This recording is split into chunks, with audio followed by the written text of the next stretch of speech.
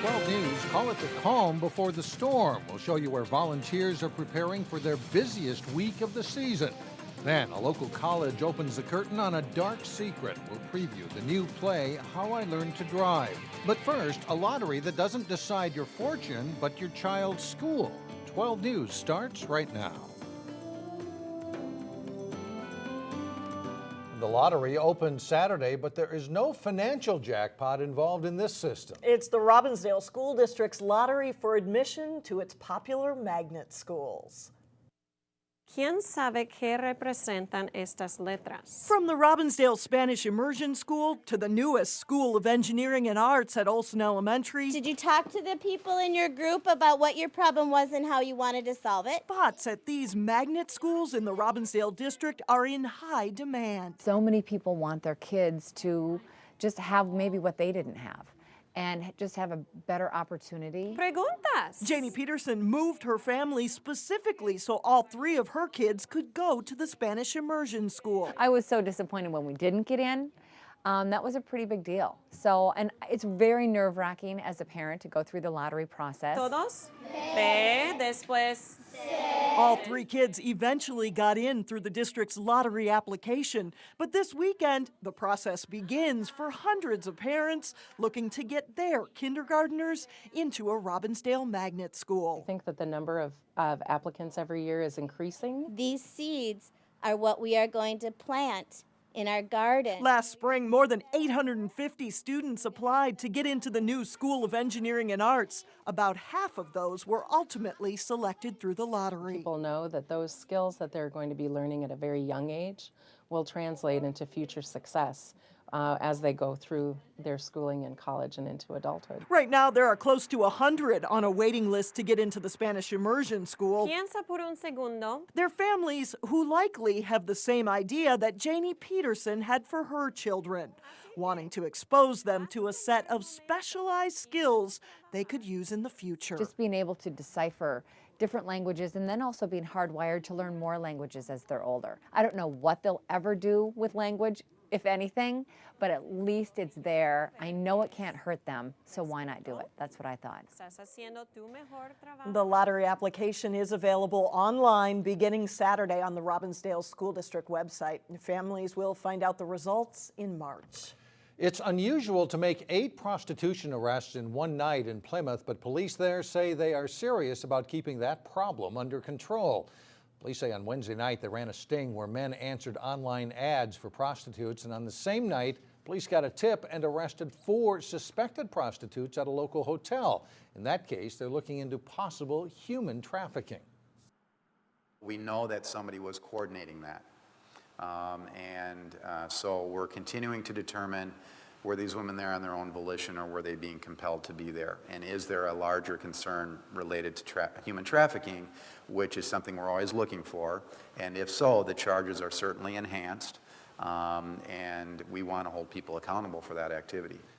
And Chief Goldstein says prostitution in Plymouth isn't any worse than any other suburb, but he says information provided by local hotels there is valuable in tracking down those cases. He was the first patient to be released from the Minnesota Sex Offender Program to a halfway house. Now, 64-year-old Clarence Opheim will be leaving that halfway house in Golden Valley and moving to Minneapolis. Opheim has admitted to more than 100 predatory acts, many with young boys. Moving into Golden Valley was controversial, you might remember. More than 300 people attended a community meeting about Opheim back in March. Police say since then they have had no contact with him or police calls to the halfway house since he moved in. Opheim will move to Minneapolis in December. A Maple Grove man faces charges for stealing computers from Hennepin County courts. The sheriff's office says 42-year-old Salim Ghani worked for the courts in information technology. He allegedly stole computer equipment from his workplace, equipment valued at more than $93,000. Authorities uncovered the theft while taking inventory of computer equipment. Ghani has been charged with 4 counts of felony theft. A Brooklyn Park woman has learned her punishment for embezzling more than $1 million from her company. 58-year-old Cynthia Jacobson used to work as a payroll supervisor at Land O'Lakes. A judge sentenced her this week to more than 2 years in prison. Prosecutors say Jacobson embezzled money to feed a gambling addiction. Construction continues to bounce back from the recession, with 2 Northwest metro cities among the busiest for new home construction permits. The Builders Association of the Twin Cities reports residential housing permits increased nearly 3 times what they were last November. They say builders are feeling much more positive about the market. More than 2/3 of the permits in the metro area were for multifamily housing, like apartments and townhomes. But single-family construction is also strong. In the Northwest Metro, Plymouth and Maple Grove are both in the top 5 in the metro for building permits issued so far this year. Well, hard to believe, but it's time to trim the tree. If you don't have your Christmas tree just yet, get ready. This weekend is expected to be one of the busiest weekends of the year for Christmas tree sales. Reporter Shannon Slatton is live at one of the Christmas tree hotspots in the West Metro. Hi, Shannon. That's right, Alex and Mike. This is a hot spot here in the metro. People have been buying their Christmas trees here at the Ridgedale YMCA for decades. And this weekend, volunteers expect to be the busiest of the season. We just try and find a tree that they're kind of looking for. You could call it the calm before the storm. Sometimes the kids are into it and they pick out the tree, and then mom and dad have to say either yes or no to that. But the kids have a lot of fun picking out a tree. And Vicki Gallus is scheduled to volunteer in the tree lot at the Ridgedale YMCA this weekend. I just have a lot of fun looking at the trees and selling them. She's one of many volunteers ready to work in what's considered the busiest weekend of the season. Some people get their trees the day after Thanksgiving. We get some traffic, but this is definitely the busiest weekend. And making shopping even more attractive, this weekend temperatures are expected to top 50 degrees. Although it's not snowy yet, it's nice to shop for Christmas trees when it's a little bit warmer. So we are expecting a lot of traffic here and to sell quite a few trees this weekend. The nonprofit stocks 150 trees that are either balsam, Canaan, or Fraser firs. We encourage anyone to come and stop by any of the YMCA tree lots because all of the proceeds go to scholarships for the YMCA, so everyone can attend our programs. The sales generate money for a wide variety of programs, many of which benefit children. It's a reason that motivates many volunteers to help out year-round. The money goes to scholarships for kids, and that is why we do it. We do this for the children. So Vicki will be here, ready to help a crowd that's ready for Christmas. There are people that come in and say, we've been buying our tree here for 15 years or 20 years. You know, it's been a tradition, and people are going to come because of that. The lot will be staffed from 10 until 6, both Saturday and Sunday. The stand is open until the trees are gone. And Mike and Alex, to make your shopping experience a little more enjoyable, there will be hot cider, candy canes, music too, so it should be a very fun time. And warm temperatures. One thing you won't have to do, I guess, this weekend is shake the tree or shake the snow off the tree. There's no snow, so thank you, Shannon, very much. Coming up, a story that'll make you laugh and make you think. It's a new play put on by students at North Hennepin Community College. Then later in sports, a strong second half carries Wayzata's girls basketball team in a big win. But first, it's a look at your AccuWeather forecast.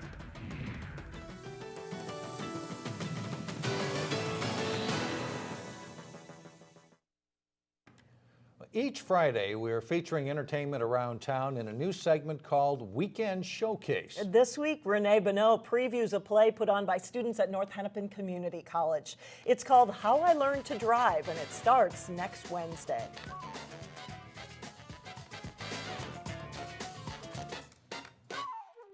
If you want to know what you're getting yourself into with this play, How I Learned to Drive is described as a wildly funny yet devastating tale of survival. Do you ever feel like you're just a walking Mary Jane joke? A typical coming-of-age story would follow a young girl as she awkwardly approaches womanhood. Okay. And this story certainly has those stumbles and blunders. But main character Lil Bit's upbringing is shadowed by a dark secret. It bothered me. Director Julian Phillips read the play several times before deciding it had a message that deserved attention. It makes us think about something that maybe isn't all that comfortable for us to think about. That's it. How I Learned to Drive follows the troubling, abusive relationship between Lil Bit and her Uncle Peck. It's just one of those shows that you see and it changes you. There's nothing wrong with Playboy. It's a very classy magazine. I thought you said I should go to college. Marcy Lucht, who plays Lil Bit, admits some moments are tough to watch, but she says they shouldn't be ignored. It's an important show for women to see, especially. Women in college, there's an Ivy League issue. I'm never doing anything like that. It speaks to a lot of things that are going on in families that I think a lot of times get pushed aside or pushed under the rug. May I have this dance? Moments of humor help to give the audience a bit of release. I don't like to dance. Oh, it's okay. But in the end, the cast hopes the story stays with you after the curtain falls. I want people to expect to be entertained, but they're going to have to think too, and they're going to have to. The whole purpose is that they question parts of humanity and human nature. So I would hope people come saying, how do we start the conversation? You're gonna know what I'm thinking. For Weekend Showcase, I'm Renee Bonneau. How I Learned to Drive runs next Wednesday through Sunday at the North Hennepin Community College Theater. Tickets are $8 for adults, seniors, and students are $5. Coming up, acts of kindness inspired by one special little girl from Maple Grove. But first in sports, Providence Academy goes on the road for a tough test in girls basketball. John Jacobson with that and more when we come back.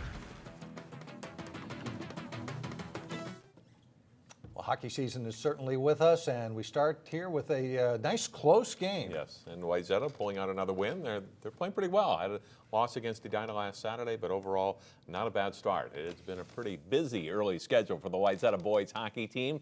The Trojans took the ice for their fourth game of the young season as they hosted Andover. Wayzata gets a chance here as Jack Sorensen carries it up the wing and shoots, but Chase Perry makes the stop. Andover gets on the board first. J.P. Perry takes the pass near the blue line. Both defensemen take him. Jared McComber fouls up and puts it away for a 1-0 Huskies lead. Wayzata answers. Matthew Freitag makes a nice deke on the defenseman. His backhander trickles past Perry and in, and it's a 1-1 game after one. Still 1-1 in the third when Brian Mahout drops it to Maxwell Zimmer. He's robbed. Chase Heising gets control for a turnaround. Perry stops that one as well. And this one is still tied 1-1. Until this play, Mahout leaves the pass for Akash Batra. Mahout deflects the pass home for the go-ahead goal midway through the third. Wayzata improves to 3-1 on the season with a 2-1 win over Andover. In girls basketball, Providence Academy is the defending state champion in Class 2A. The Lions have a tough early schedule, including Thursday's game at Totino-Grace. Early first half, nice passing for the Eagles. Hannah Hoekstra drives and scores for Grace.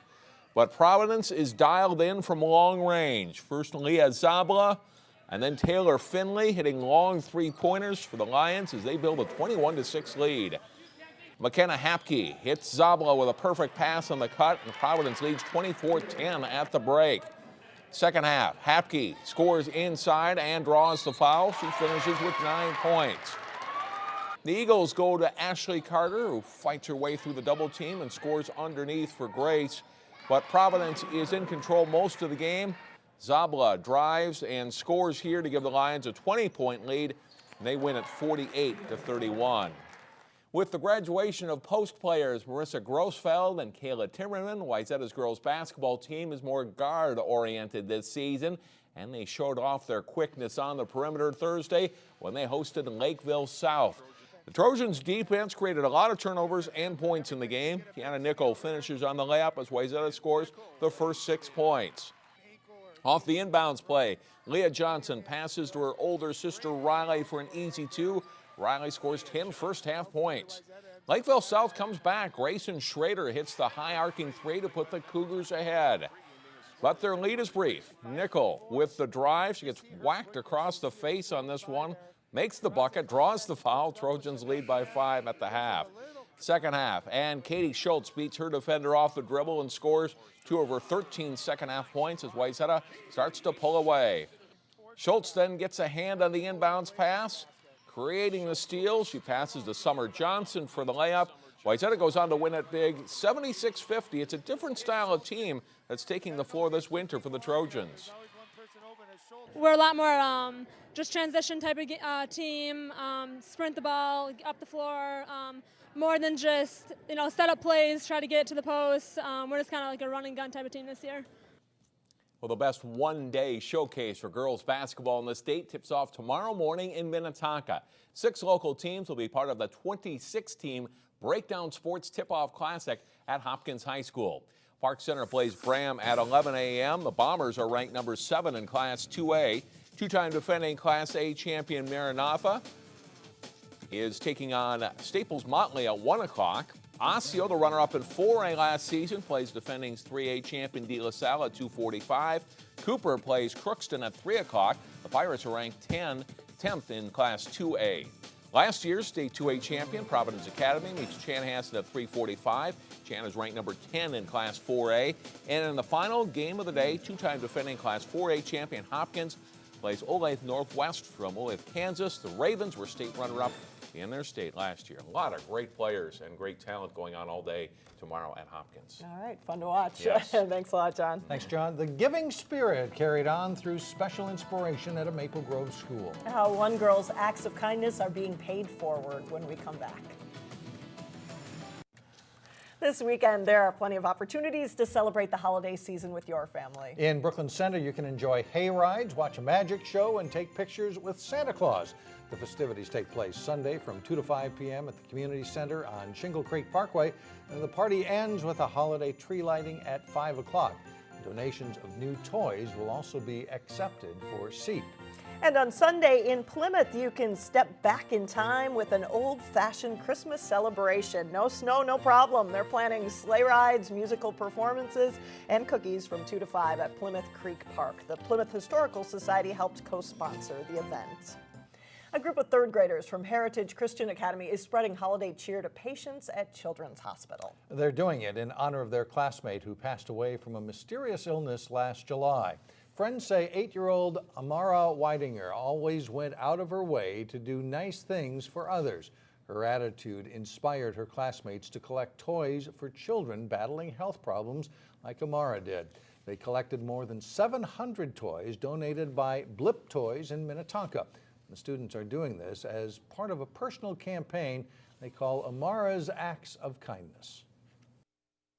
I created it for her because she was so kind and generous, and she was always loving to me, and she was always on my side, and she was always there for me, and I was always there for her and stuff. I'm so honored. I know she's just up in heaven beaming, and just, I am very honored. It makes us feel like her light is still shining and her legacy is continuing on. The toys will go to intensive care and cancer patients at the children's hospitals in both St. Paul and Minneapolis. And I think they gathered like 700 toys to take down there, so that'll go a long way for a happier Christmas for a lot of kids. Absolutely, well-spoken little girl. That's all the news for us. Thanks for joining us. Community Corner is coming up next. Have a great weekend, everyone.